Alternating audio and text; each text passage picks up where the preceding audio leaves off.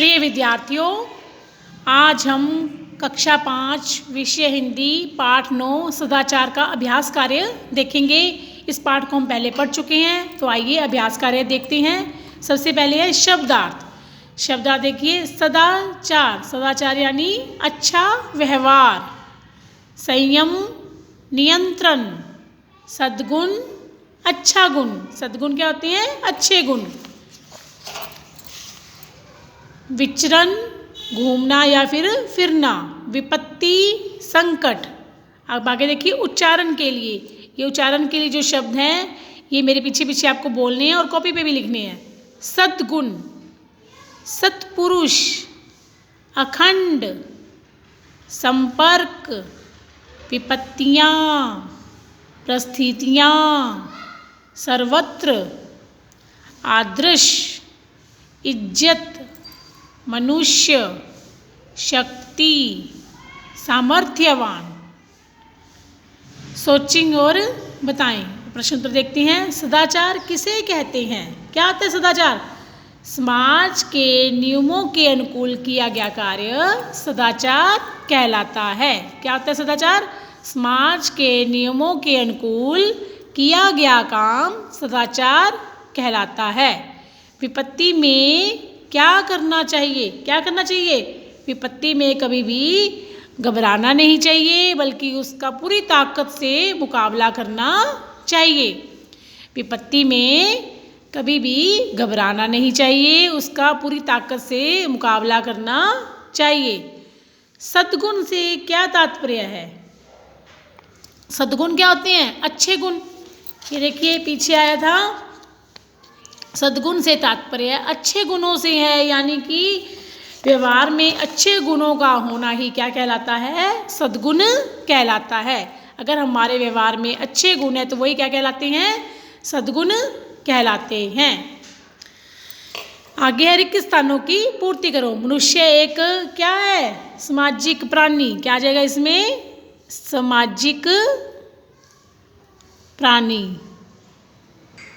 मनुष्य एक सामाजिक प्राणी है। समाज में रहकर वह कई तरह के काम करता है।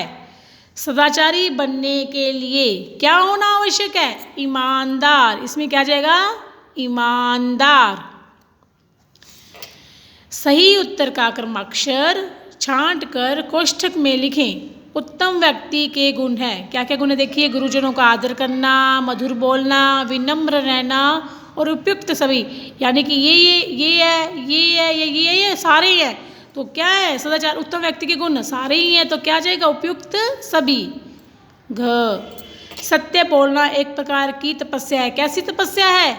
अखंड तपस्या है। इसका क्या आ जाएगा? सत्य बोलना अखंड तपस्या है। अब आगे प्रश्न उत्तर देखिए। व्यक्ति के सदाचारी होने की पहचान किससे होती है? व्यक्ति के व्यवहार से होती है ना, उसके अच्छे व्यवहार से। व्यक्ति के सदाचारी होने की पहचान उसके अच्छे व्यवहार से होती है। सदाचारी व्यक्ति में कौन कौन से गुण होते हैं? अब पीछे आपने पढ़ा था, सदाचारी व्यक्ति में कौन कौन से गुण होते हैं? वह गुरुजनों का आदर करता है, विनम्र रहता है, बड़ों का सम्मान करता है, सबसे मीठा बोलता है ना, बड़ों की सेवा करता है, किसी को कष्ट नहीं पहुंचाता। तो ये सारे गुण किसके हैं? सदाचारी व्यक्ति के हैं।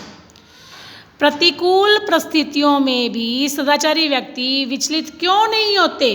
क्योंकि उनमें क्या होता है? असीम धैर्य और सहनशीलता होती है, और इसी के कारण वो प्रतिकूल परिस्थितियों में भी कभी विचलित नहीं होते। अपने असीम धैर्य और सहनशीलता के कारण सदाचारी व्यक्ति प्रतिकूल परिस्थितियों में भी कभी भी विचलित नहीं होते। सदाचार सफलता का मार्ग है। कैसे? सदाचारी व्यक्ति जो होता है वो सद्गुणों के कारण उसके कार्य भी सहजता से बन जाते हैं, है ना। जो सदाचारी व्यक्ति होता है उसके जो सद्गुण हैं, उसके सदाचार सफलता का मार्ग है जो व्यक्ति को मंजिल तक पहुंचाता है। अच्छे व्यवहार के कारण कठिन काम भी सहजता से बन जाते हैं। उसमें विपरीत परिस्थितियों का मुकाबला करने की भी उसमें क्षमता होती है ना। और इसीलिए जो सदाचारी व्यक्ति है वो सदाचार जो है वो सफलता का मार्ग है। दोबारा देखिए, जो सदाचारी व्यक्ति के सद्गुणों के कारण उसके कार्य भी सहजता से बन जाते हैं, उसके अच्छे व्यवहार के कारण उसके कठिन काम भी सहजता से बन जाते हैं। और उसमें कौन कौन से गुण होते हैं? असीम धैर्य और सहनशीलता होती है, और वो विपरीत परिस्थितियों में भी कभी विचलित नहीं होता, उनका मुकाबला कर सकता है। इसीलिए सदाचार जो है वो सफलता का मार्ग है। अगला प्रश्न है, महापुरुष हमारे आदर्श क्यों हैं? महापुरुषों में सदाचार के बल पर अपनी असीम शक्ति को प्रकट करने का सामर्थ्य होता है। महापुरुषों में क्या होता है? अपने सदाचार के बल पर अपनी असीम शक्ति को प्रकट करने का सामर्थ्य होता है। उनके द्वारा किए गए कार्य महान होते हैं और इसीलिए वे हमारे आदर्श होते हैं। क्या है? दोबारा देखिए, महापुरुषों में सदाचार के बल पर अपनी शक्ति को प्रकट करने का सामर्थ्य होता है और जिसके बल द्वारा वे अपने कार्य करके महान बन जाते हैं और इसीलिए वे हमारे महापुरुष जो है वो हमारे आदर्श होते हैं। अब भाषा की बात देखिए, शब्दांशों और शब्दों को जोड़कर नए शब्द बनाएं और उसका अर्थ जानें। जैसे अनुशासन, अनुशासन, अनुप्रेरणा, अनुप्रेरणा, अनुरूप, अनुरूप। अब बेईमान, बेईमान, बेईमान, बेईमान। महापुरुष, महापुरुष। परोपकार, परोपकार, परोपकार, परोपकार। इस प्रकार अनु, बे, महा, पर आदि शब्दांश जो कि किसी शब्द के प्रारंभ में लगते हैं। अब ये बे, महा, पर, अनु ये सब किस में लगे हैं? पहले लगे हैं ना, किसी शब्द के पहले लगे हैं प्रारंभ में, तो ये क्या कहलाते हैं? उपसर्ग कहलाते हैं। तो क्या परिभाषा होगी उपसर्ग की? जो शब्द किसी शब्द के प्रारंभ में लगते हैं वे उपसर्ग कहलाते हैं। तो ये आगे समझ में आ गई परिभाषा उपसर्ग की। ये देखिए, बे, महा, पर, अनु इस शब्द जो है वो कहाँ लगे हुए हैं? किसी भी शब्द के पहले लगे हुए हैं, प्रारंभ में लगे हुए हैं। तो जो शब्द किसी शब्द के प्रारंभ में लगते हैं वे उपसर्ग कहलाते हैं। तो ये अनु, बे, महा और ये पर जो है ये क्या है? उपसर्ग हैं। अब आगे देखिए, विपरीत अर्थ वाले शब्द लिखो।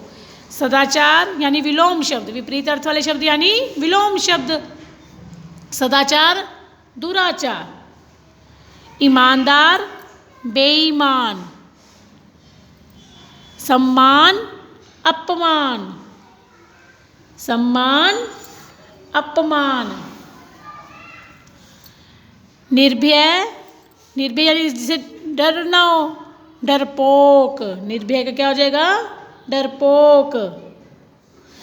अनुकूल, प्रतिकूल, अनुकूल, प्रतिकूल। सद्गुण, दुर्गुण, सद्गुण, दुर्गुण। अब आगे है सदाचार के महत्व पर 5 वाक्य लिखो। क्या है? सदाचार के महत्व पर 5 वाक्य लिखो। तो सबसे पहली लाइन तो वही आ जाएगी, सदाचार किसे कहते हैं? कि समाज के नियमों के अनुकूल किया गया आचरण सदाचार कहलाता है। सदाचार व्यक्ति को जीवन में हमेशा सफलता मिलती है। सदाचार जो व्यक्ति होता है वो कभी भी कठिनाइयों से नहीं घबराता बल्कि उसका डटकर सामना करता है। और सदाचारी व्यक्ति अपने सदाचार के बल पर शीघ्र मंजिल तक पहुंच जाता है। और सदाचारी व्यक्ति को महापुरुष भी कहते हैं। जो सदाचारी व्यक्ति होता है वो महापुरुष भी बनता है। तो ऐसी आपको और भी लाइनें लिख सकते हो। तो ये आपके अभ्यास कार्य पूरा हुआ, इसको आपको कॉपी पे करना है। धन्यवाद।